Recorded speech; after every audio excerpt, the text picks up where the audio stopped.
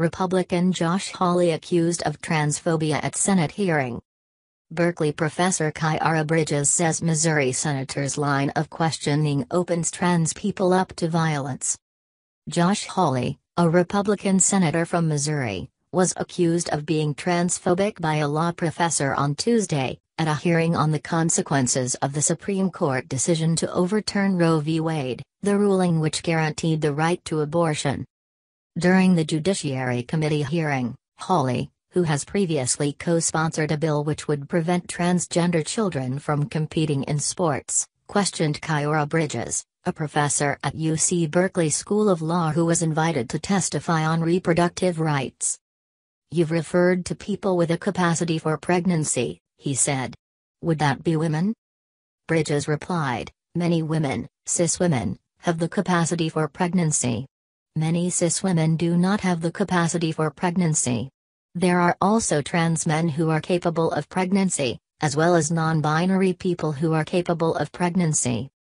Republicans, and other organizations in the U.S. and beyond, have repeatedly sought to diminish the rights of trans people. Parts of the U.S. have seen a rise in anti-LGBTQ+ hate and also anti-LGTBQ+ legislation over the past year. Hawley said, "So this isn't really a women's rights issue. It's what?" Bridges said, "We can recognize that this impacts women while also recognizing that it impacts other groups. Those things are not mutually exclusive, Senator Hawley."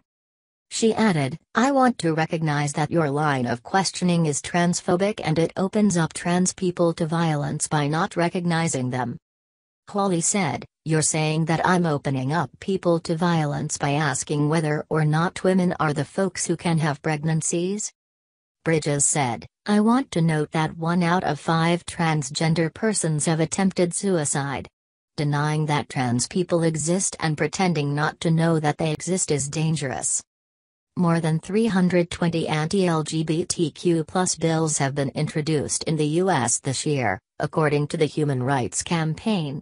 LGBTQ+ rights could also come under threat if the Supreme Court revisits laws which protect the right to same-sex marriage and relationships. The conservative Justice Clarence Thomas has suggested the court should do so.